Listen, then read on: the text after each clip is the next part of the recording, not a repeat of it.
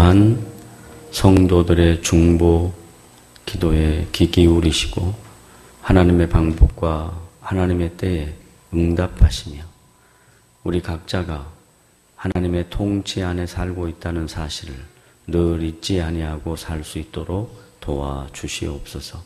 하나님, 이렇게 지리한 장마로 그리고 습도로 인하여 참 불편하고 힘들지만 주의 은혜 가운데 있음을 고백하게 하시고 주님 앞에 나와서 말씀으로 함께 나눌 때에 주의 은혜가 우리 안에 있도록 도와주시옵소서. 예수님의 이름으로 감사하며 기도드리옵나이다. 아멘. 하나님의 말씀은 구약성경 신명기 6장 1절로부터 3절까지입니다.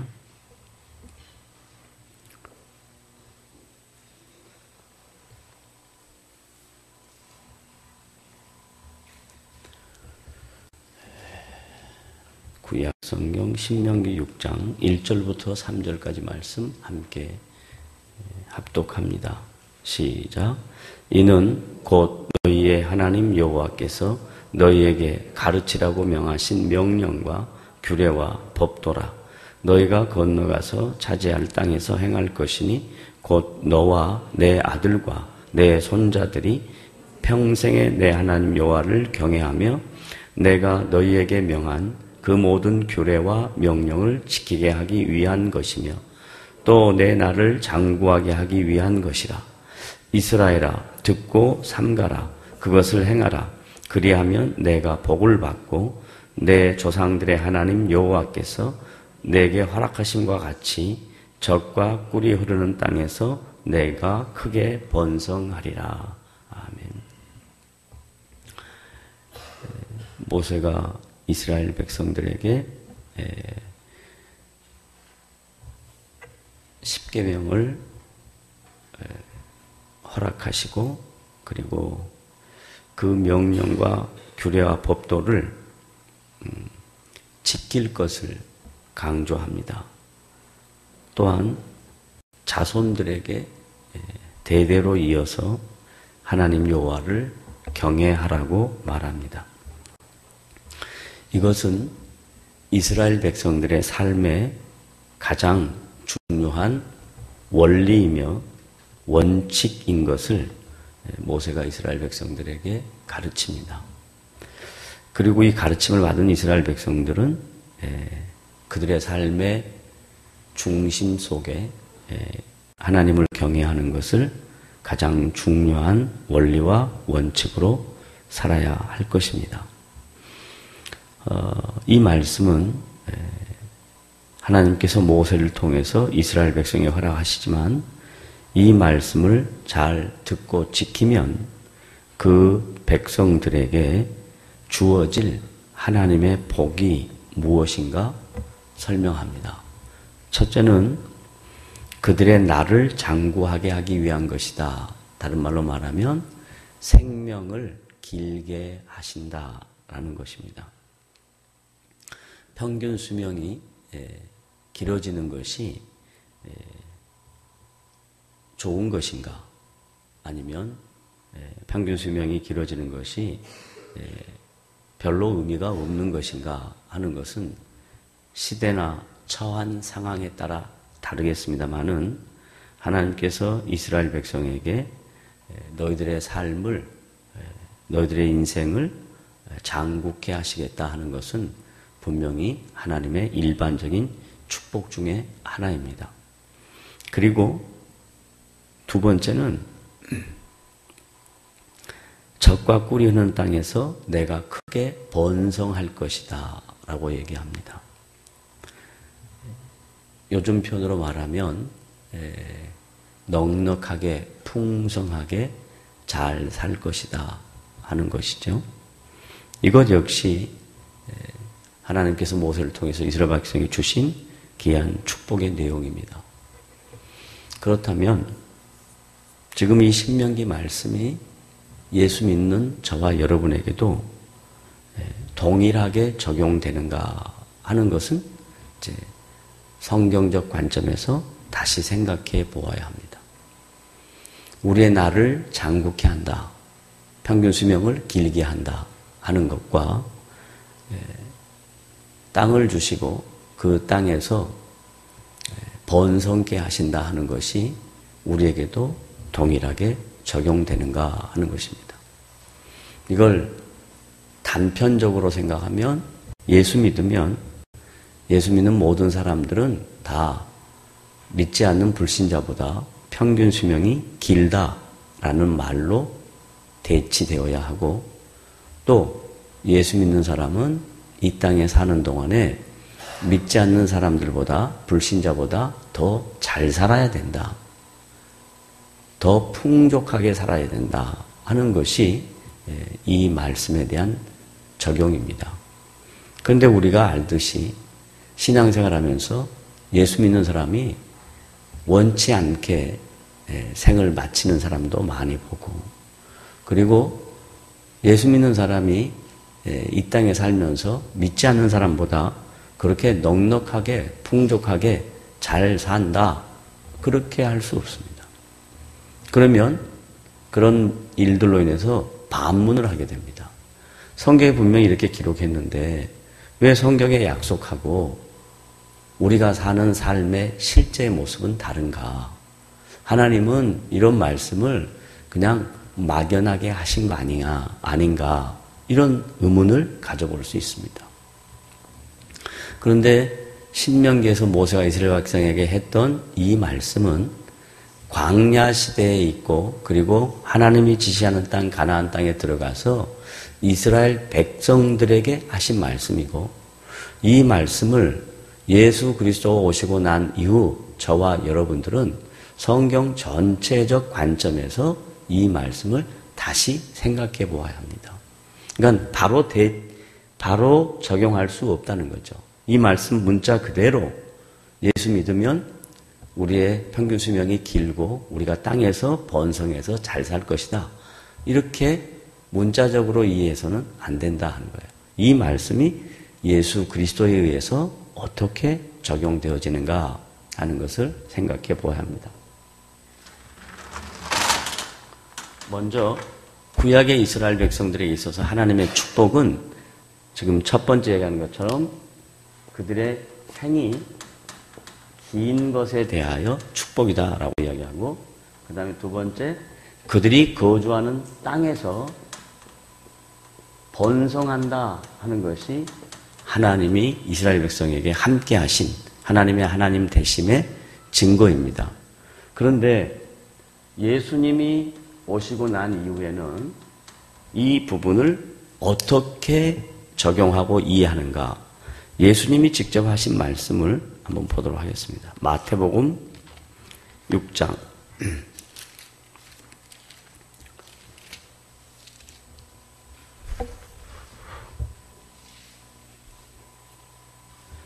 19절, 예수님이 친히 하신 말씀인데 비유의 말씀으로 하셨습니다. 다 같이 함께 읽겠습니다. 마태복음 6장 19절부터 시작. 너희를 위하여 보물을 땅에 쌓아두지 말라. 여기부터 먼저 정리하자고요. 자, 예수님이 오셔서 예수 믿는 모든 사람들에게, 지금 이 말씀은 예수님을 따르는 제자들과 유대인들에게 한 말씀입니다만은 이 말씀이 예수 믿는 모든 사람에게 적용되는 거니까, 너희를 위하여 모든 성도는 보물을, 이 세상에서 가장 귀하다고 하는 것을 어디다 두지 말라? 땅에다 두지 말라. 똑같은 땅인데 모세가 신명기에서 이스라엘 백성에게 말한 땅은 하나님께서 예수님이 오시기 전에 하나님의 언약 백성들에게 축복하신 근거가 되는 거고, 똑같은 땅인데 예수님이 오시고 난 다음 예수님께서 믿는 모든 사람에게 성도가 이 세상에 살 때 갖는 가치관은 땅에다가 가치를 두지 말아라, 이렇게 하는 겁니다. 그러니까 구약에서 말했던 하나님의 일반적인 축복인 땅의 개념과 신약에서 예수님이 이해하고 있는 땅의 개념은 다른 거죠. 어떤 개념이냐? 자, 너희를 위하여 보물을 땅에 쌓아두지 말라. 왜냐면 그 다음 뭐예요? 거기가 어디예요? 땅에는 뭐가 있다고요? 좀과 동록이 해하며 도둑이 구멍을 뚫고 도적질하느니라. 이게 지금 유대인들이 이해하기 쉽게 비유로 이렇게 설명하는 겁니다. 땅에서는 너희들이 아무리 재물을 많이 쌓아놔도 그 재물들이 의미 없이, 가치 없이 쓰여지는 경우가 많이 있다. 그러니 20절 시작. 오직 너희를 위하여 보물을 어디에? 하늘에 쌓아. 이 하늘이라는 개념은 땅과 반대되는 개념이지만 이 하늘이라는 개념이 지금 저 위에 눈에 보이는 천상의 장소적 개념이 아니라 이 하늘이라는 개념은 하나님 나라의 통치적 개념입니다. 그 말씀이 그 다음에 나오거든요. 하늘이라는 개념이 땅에 대조되는 저 천상에 있는 공간적 개념이 아니라 그 장소적 개념이 아니라 하나님 나라의 통치의 개념이에요. 하나님 나라를 위하여 관심을 쏟아야 된다. 이게 성도들이 이 세상에 살아가는 삶의 자세다라고 이야기하는 겁니다. 그 다음 오직 너희를 위하여 보물을 하늘에 쌓아두라. 그 다음 시작. 거기가 어디예요? 하늘이 뭐라 그랬죠? 하나님의 나라는 뭐? 좀이나 동록이 해하지 못하며 도둑이 구멍을 뚫지도 못하고 도둑질도 못하느니라. 그러면서 재밌어요. 21절 시작. 내 보물이 있는 그곳에는 내 마음도 있느니라. 그러니까 이 하늘이 하나님의 나라인데 이 하나님의 나라가 어디 있어요? 내 마음에 있는 거예요. 여러분의 마음을 어디다 쏟느냐에 여기 하나님의 마음이 있는 거예요. 예수님의 제자들이 묻습니다. 예수님, 하나님의 나라가 어디에 있습니까? 여기 있습니까? 저기 있습니까? 예수님 말씀합니다. 하나님의 나라는 여기에 있는 것도 아니고 저기 있는 것도 아니고 너희 마음에 있느니라 라고 이야기합니다. 그러니까 우리의 마음에서 우러나오는 하나님의 나라를 위하여 헌신하는 성도들의 자세. 구약에서 하나님이 모세를 통하여 이스라엘 백성에게 말한 축복은 전부 다 하나님의 통치가 그들의 삶 속에 땅이라는 것과 생명이라는 삶 속에 나타나지만 예수님이 오시고 난 다음부터는 하나님의 나라와 하나님의 통치가 한 개개인의 인격 속에, 마음 속에 있다라고 이야기합니다. 그러면서 그 다음 22절부터 이제 시작하는 거예요. 눈은 몸의 등불이니 그러므로 내 눈이 성하면 온몸이 밝을 것이요. 쭉 얘기해요. 그 다음에 넘어가서 25절 다 같이 읽어봅니다. 시작. 그러므로 내가 너희에게 이르노니 목숨을 위하여 무엇을 먹을까 무엇을 마실까 몸을 위하여 무엇을 입을까 염려하지 말라. 목숨이 음식보다 중하지 아니하며 몸이 의복보다 중하지 아니하냐. 다른 말로 말하면 너희들의 목숨과 몸은 누가 지키신다? 하나님이 지키신다 라고 얘기하는 거예요. 그 내용이 앞뒤에 다 나와요. 재물과 하나님을 같이 섬길 수 없다. 공중의 새를 보라. 에? 심지도 않고 거두지도 않았는데 창고에 모아두지도 아니했는데 하나님이 지켰다. 너희들은 이것보다 귀하지 아니하냐. 그러므로 염려하지 말라라고 이야기합니다. 그리고 난 다음에 넘어가서 너무 잘 아는 말씀 32절 마태복음 6장 32절 시작. 이는 다 이방인들이 구하는 것이라. 하나님을 알지 못하는 사람들이 구하는 것이라. 뭐? 먹을 것과 입을 것과 이 세상 살아가는 모든 것. 그 다음 너희 하늘 아버지께서 이 모든 것이 뭐? 우리의 삶의 모든 필요를 너희에게 있어야 할 줄을 누가 안다? 하나님이 아신다. 그러니까 그분이 우리의 인생을 지키신다는 건 전제되어 있다라는 얘기예요. 잘 살고 못 사는 게 중요한 게 아니고 우리의 인생이 이 세상 살아가는 동안에 구약의 이스라엘 백성에게는 생이 긴 게 하나님의 축복이고 땅에서 번성하고 잘 사는 게 하나님의 축복인데 예수님이 오시고 난 다음에 예수 믿는 모든 성도들에게서는 예수님이 주인이 돼서 우리의 삶 속에 계시고 내 마음에 계시고 내 마음이 하나님의 나라고 그 마음을 품고 사는 성도들의 인생은 하나님이 지키신다. 걱정하지 마라 라고 얘기합니다.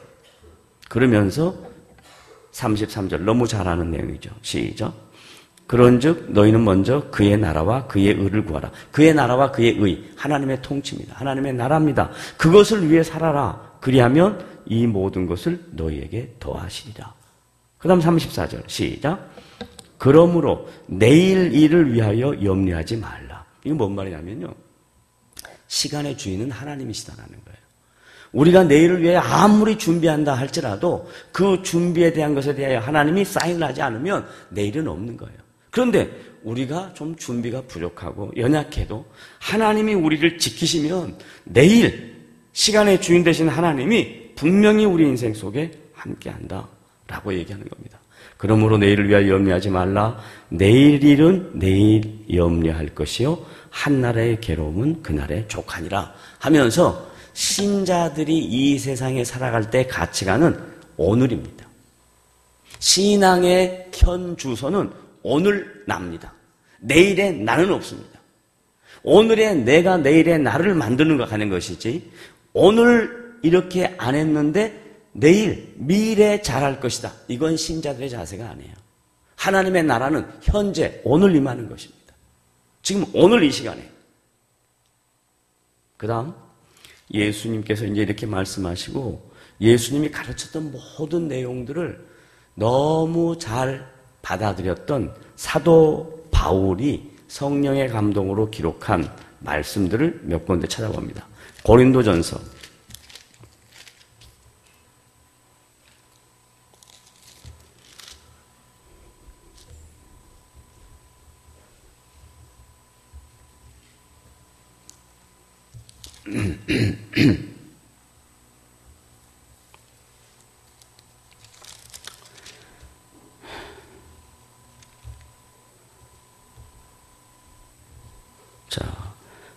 10장 31절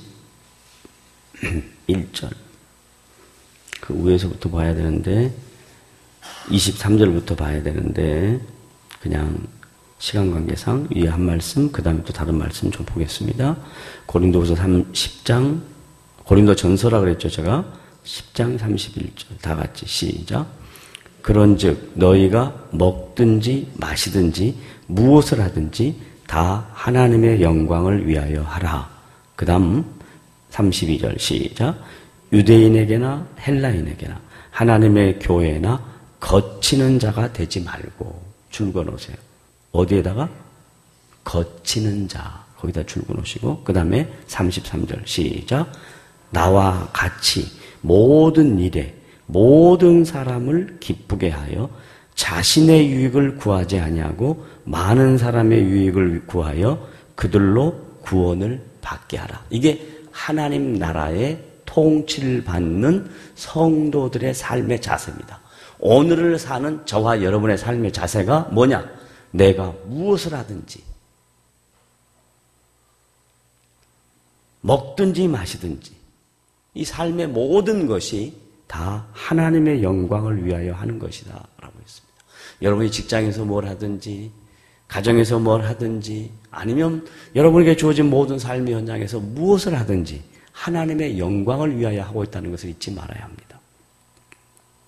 그리고 하나님의 영광을 위하여 하고 있다는 것을 잊지 않고 하면서 나는 하나님의 영광을 위하여 한다라고 하는데 나 때문에 다른 사람에게 피해가 되는 일이 있을 수 있어요. 그걸 뭐라고 해야겠냐면 헬라인이나 유대인이나 하나님의 교회에게나 뭐 하지 말라? 거치는 자가 되지 말라. 내가 잘한다고 해서 상대방에게 폐를 끼치는 것은 하나님의 나라의 모습이 아니다.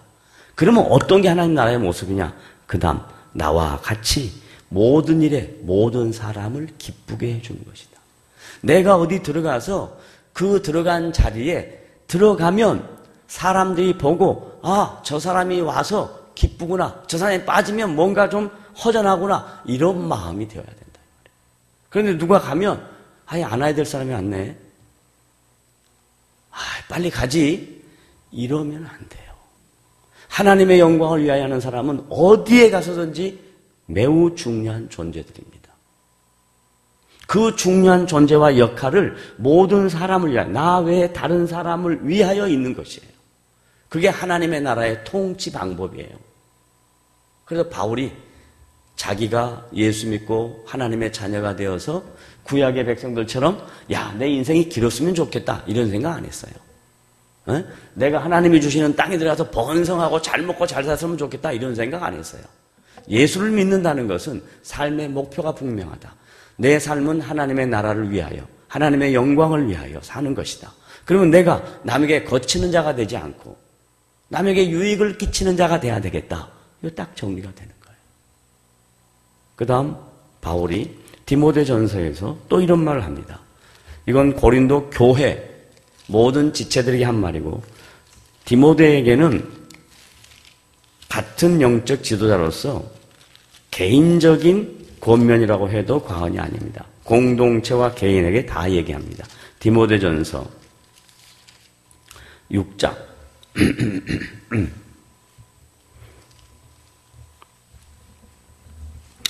3절부터 봐야 되는데 여러분이 집에 가서 보시고 7절부터 봅니다. 다 같이 시작. 우리가 세상에 아무것도 가지고 온 것이 없음에 또한 아무것도 가지고 가지 못하리니. 이게 꼭 어디하고 비슷해요? 불교 뭐라 그래요? 공수래 공수거. 그 불교에서 나온 게 아니고 성경에 나와 있는 거예요. 우리가 올 때 아무것도 안 갖고 온 것 같지만 하나님은 우리를 보내실 때 하나님의 기업을 이을 자로, 하나님의 나라를 이을 자로, 하나님의 나라를 유업을 이을 자로 우리를 보내셨거든요. 그러니까 그분이 우리에게 갖고 계신 그분의 계획이 있어요. 거기에 대하여 두려워하거나 거기에 대하여 낙심하거나 좌절하지 말라 이거예요. 아무것도 갖고 온 것도 없고 가지고 간 것이 없음에. 그 다음 8절 시작. 우리가 먹을 것과 입을 것이 있은즉. 자, 여기까지. 죄송합니다. 제가 한번 물어보겠습니다. 여러분의 집에 혹시 먹을 것 부족하신 분 계십니까? 제가 좀 나눠드리려고 그럽니다. 저기 냉장고 다 비우셨나요? 입을 것 없으신가요? 저거 벗어드릴게요. 저 많이 있습니다. 근데 왜 우리에게 뭐가 없냐? 족한 마음이 없는 거예요. 족한 마음이 없는 이유는 내가 하나님의 나라와 영광을 위하여 산다라는 인식보다 내가 지금 살아가는 이 인생이 예수 믿고 다른 사람보다 더 잘 살고 예수 믿지 않는 사람보다 더 잘 나가는 인생이 되어야 되지 않는가 하는 잘못된 가치관이 머릿속에 있기 때문에 그렇습니다. 만약에 여러분이 이 성경 말씀처럼 바울이 깨달은 것처럼 야, 우리가 올 때 아무것도 갖고 온 거 없고 갈 때도 아무것도 못 갖고 간다. 그리고 먹을 것과 입을 것이 있으니까 우리가 족한 줄로 알자. 이 마음을 바울처럼 갖는다면 여러분의 마음에 평안함이 있을 것입니다. 근데 그런 마음이 없으면 절대로 평안함이 없어요.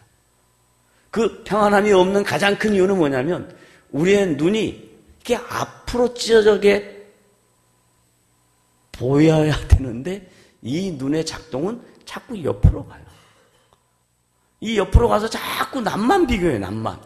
앞을 보라는 건 뭐냐면 우리 앞에 계신 분을 보라는 거예요.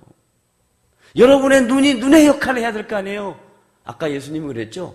그 이야기 다 해놓고 난 다음에 몸에서 어떤 기능을 제일 먼저 얘기해? 눈 이야기잖아요. 눈. 가치관이에요. 가치관.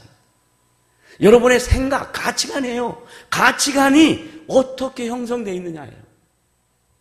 족한 마음을 갖고 있는 사람과 항상 족하지 못하다라고 불평하는 사람은 엄청난 삶의 차이가 있습니다.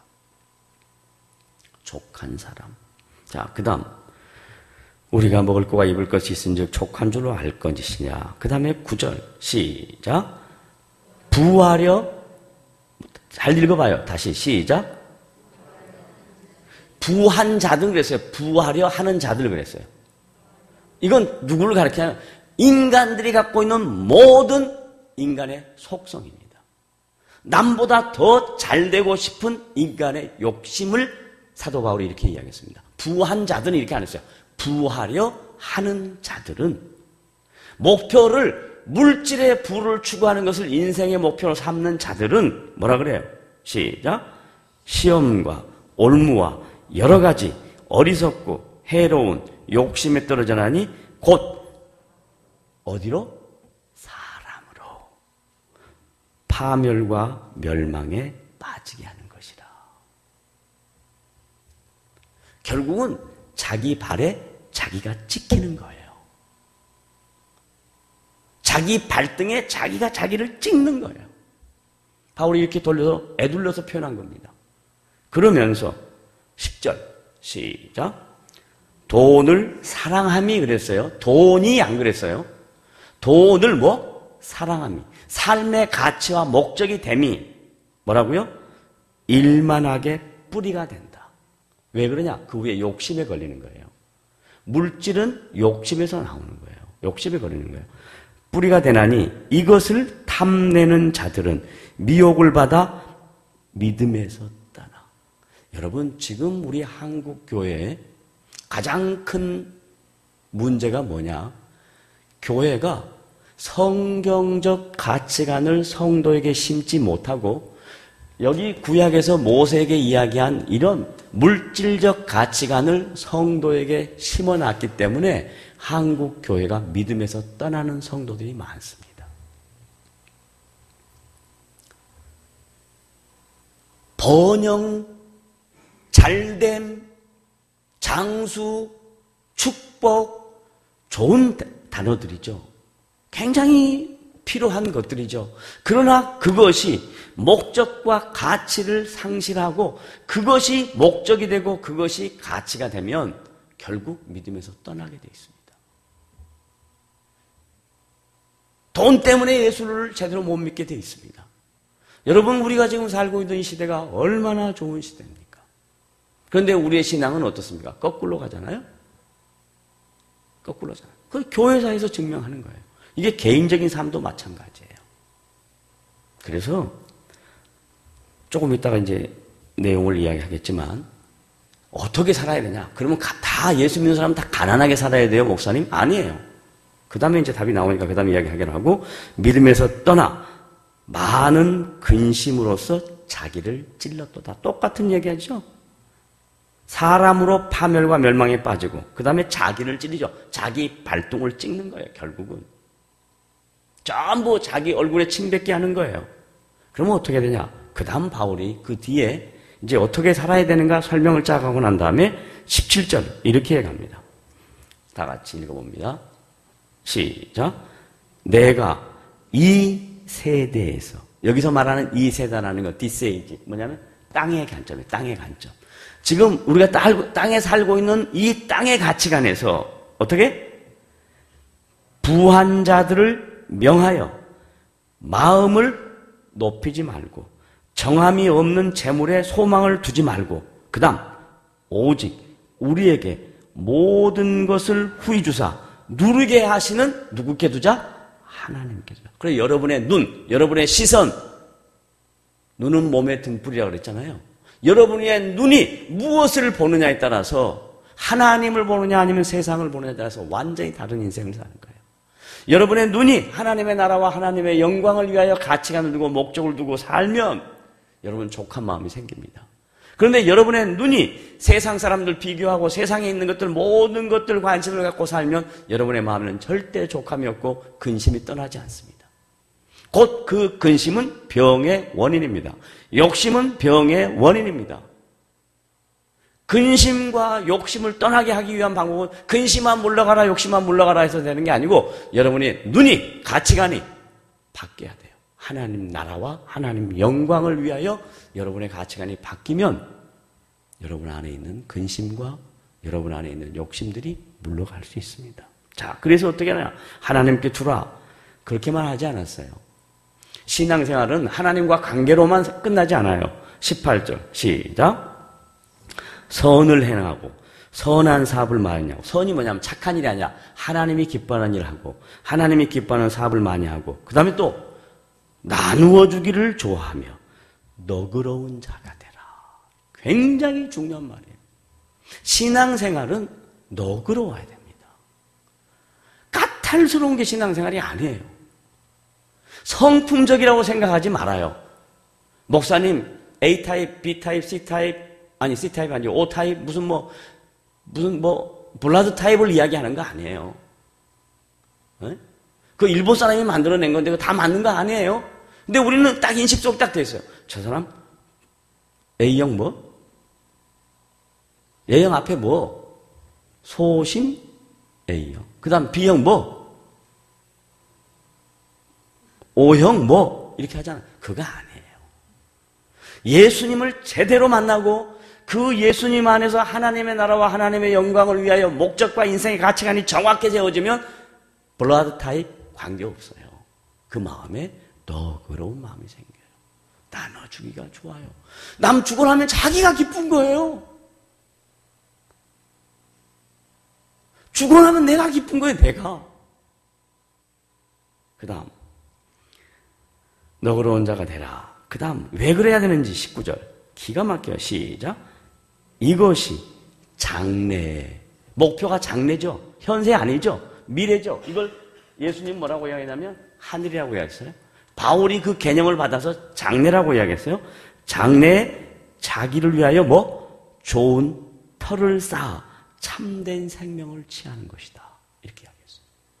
이걸 또 발전시켜요. 베드로가 발전시켰는데 베드로가 이렇게 발전시키는 데는 과정이 있습니다. 베드로는 예수님을 따를 때 따랐던 목적이 뭐였냐면 자기 명성과 자기의 수준을 예수님이라는 분을 이용해서 높이려고 했어요. 평상적인 범상한 일반 어부거든요. 어디 가서도 자기 신분 상승이 안 되거든요. 그런데 예수를 따르면 내 신분이 상승될 수 있다라고 생각한 거예요. 자의적인 신앙의 판단으로 처음에 예수를 따랐어요. 언제 예수님을 만났냐? 오순절 성령 강림 때 예수님을 만났어요. 그리고 난 다음에 자기를 돌아봤어요. 예수님을 따르면서 했던 족적을 돌아봤어요. 그랬더니 정말 비참하거든요. 비참한 정도가 아니라 부인했단 말이죠. 그런데도 예수님이 다시 찾아와서 베드로야, 내가 나를 사랑하냐? 그러니까 뭐라 그래요? 네, 주님 사랑합니다. 이래요? 말 못하죠. 주께서 아십니다. 조금은 양심은 남아가지고 주님이 아십니다. 그래요. 우리도 신앙생활하면서 다양한 곡절을 겪었어요. 그리고 언젠가 베드로가 오순절 성령 강림에 제대로 복음을 만나서 하나님의 나라와 영광의 가치관 둔 것처럼 우리도 어느 날 그렇게 되면 지나왔던 신앙생활을 돌아보면 부끄럽기 짝이 없어요. 그런데 주님이 부끄러운 우리를 버리지 않아요. 그 부끄러운 걸 그대로 이용해요. 그래서 이런 고백을 하게 해요. 베드로가 이제 이렇게 고백합니다. 예수님을 제대로 만나고 난 다음에 1장 3절 다 같이 함께 읽어봅니다. 시작. 베드로전서 1장 3절에 시작. 우리 주 예수 그리스도의 아버지 하나님을 찬송하리로다.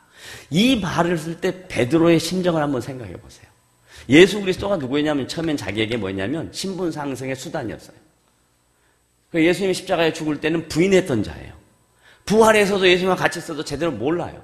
오순절 성령 강림 이후 제대로 깨닫고 사도가 되어서 자기를 통해서 일하신 하나님을 봤어요. 성령의 역사를 수도 없이 경험했어요. 그래서 하는 말이에요. 우리 주, 자기의 주 그래서 나의 주 안 그랬어요. 우리의 주, 예수 믿는 모든 사람의 주, 예수 그리스도의 아버지 하나님을 찬송하자. 그분은 찬송받으셔야 마땅한 분이다. 이제 제대로 한 거죠. 그 다음 시작. 그의 많으신 뭐? 긍휼. 베드로가 말하는 긍휼은 정말 긍휼을 깨달은 거예요. 왜냐하면 자기가 부인하고 하나님을 이용해 먹었던 거 다 알면서도 하나님이 글을 썼거든요. 그 하나님의 긍휼하심 앞에 퍽 넘어진 거예요. 여러분이 허물이 많았어요. 연약해요. 그런데 주님이 오늘도 여러분을 불쌍히 여겨서 이 자리로 불러오셔요. 그러면 여러분이 느끼는 거예요. 아, 하나님이 정말로 긍휼하신 분이구나. 나를 쳐내버리시지 않고 긍휼하시구나. 알아요.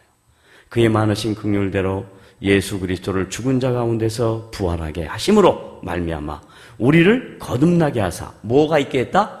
산 소망. 뭔 소망? 큰 소리, 뭔 소망? 산소망. 저는 교회 이름을 소망교회는 많이 봤는데 산소망교회는 별로 안 봤어요. 차라리 좀 산소망교회로 이름을 짓지. 소망교회는 소망이 없어서 소망교회라고 지었고요. 사랑교회는 사랑이 없어서 사랑교회라고 지었다고 어떤 분이 말씀하시더라고요. 차라리 산소망 그랬으면 훨씬 나았을 텐데 그냥 해본 소리입니다. 자, 산소망이 뭐냐? 산소망 4절 시작. 1번 뭐예요? 썩지 않는다. 이게 땅과 대조된 말씀이죠. 썩지 않는다. 땅에는 아까 예수님이 뭐라 그랬어요? 뭐가 있다 그래요?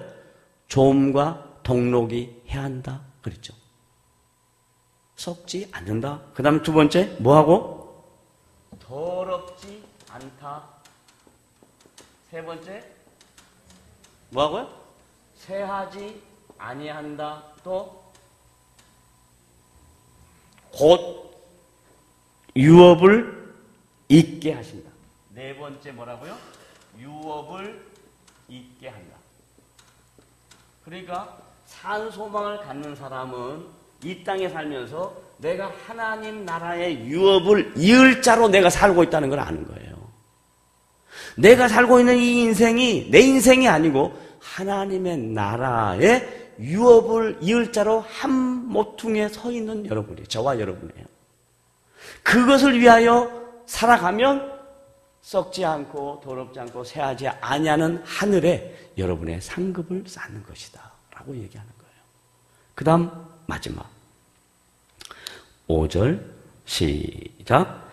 너희는 말세에 나타나기로 예비하신 구원을 얻기 위하여 믿음으로 말미암아 하나님의 능력으로 보호하심을 받았느니라. 우리가 오늘도 누구 때문에 살고 있다고요? 하나님의 능력의 보호하심으로 살고 있습니다. 저와 여러분이. 그 다음 있는 베드로의 고백들 쭉 읽어보시면 도움이 될 겁니다. 신명기 6장에 나타난 1절부터 3절까지 모세가 이스라엘 백성에게 했던 그 내용들은 광야 생활하고 그리고 가나안 땅에 들어가서 대대로 예수님 오시기까지 하나님의 언약 백성들 자손들에게 중재자의 역할로 모세가 세워져서 그 언약 백성들에게 하나님 되심을 증거하고 그리고 하나님께서 주신 두 가지의 축복을 설명합니다. 땅에서 장수할 것이다. 그리고 땅에서 번성할 것이다. 이게 구약의 백성들이 한 말이에요. 그런데 이 말씀이 신약의 우리들에게도 동일하게 적용된 거 아니에요. 제가 아까 반문했잖아요. 예수 믿고 신앙생활 잘하다가 새벽기도 가다가 죽는 사람도 있고 차체에서 교통사고로 전혀 생각지 않았는데 돌아가시는 분도 있고 뭐 등등 다양한 일들이 있어요. 그럴 때 우리는 이 말씀과 생각하면 이해가 안 되는 거예요. 하나님은 어떻게 된 거야? 이렇게 생각하는 거예요. 그게 아니라 예수님이 오시고 난 다음부터 예수님은 새로운 가치관, 새 언약이라고 표현한 그 말씀 안에 하나님과 예수 그리스도를 중재자로 하여 성도한 개인이 하나님의 나라와 영광을 위하여 사는 성도의 삶이다. 그래서 그것은 하늘을 위하여 사는 거다. 하나님의 통치를 위하여 사는 거다라고 하면서 예수님이 쫙 말씀하고 그것을 본 바울이 그대로 그 말씀을 성령의 감동으로 고린도 교회하고 디모데에게 하고 그 다음에 똑같이 사도로 쓰임받았던 베드로도 똑같이 깨달아서 거기에 대하여 가치관을 하늘에 두라고 이야기합니다. 그래서 바울은 결론으로 빌립보서 2장에 가면 너희들의 시민권은 하늘에 있다라고 얘기합니다. 마지막 결론 하나만 보겠습니다. 빌립보서 2장.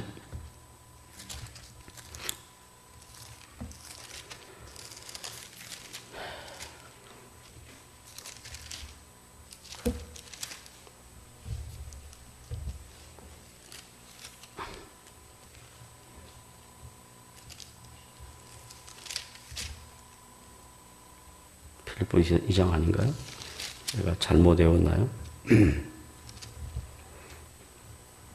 3장인가? 누가 찾으시면 3장 20절 죄송합니다. 빌립보서 3장 20절 그 앞에 있는 내용도 다 읽으시면 같이 연결된 말인데 빌립보서 3장 20절 결론입니다. 시작. 그러나는 앞에 있는 사람들, 세상 사람들에 대한 이야기고, 그러나 우리의 시민권은 어디에 있다? 하늘에 있다. 거기로부터 구원하는 자, 곧 주 예수 그리스도를 기다린다. 그는 만물을 자기에게 복종하게 하실 수 있는 자의 역사로 우리 낮은 몸을 자기 영광의 몸의 형체와 같이 변하게 하시리라. 우리가 영광스러운 존재가 된다. 그래서 성도들이 이 세상에 사는 가치관은 세상 사람들의 가치관과 다르다. 그들의 마침은 배요. 그들의 신은 배라고 이야기합니다. 배라고 이야기하는 건 자기만을 만족해 하는 세상 사람들이에요. 그러나 우리의 시민권은 하늘에 있다. 그리고 이 땅에 사는 동안에 하나님의 나라와 하나님의 영광을 위하여 사는 마음으로 살아가야 된다. 그 마음이 뭐냐? 너그러운 것이다.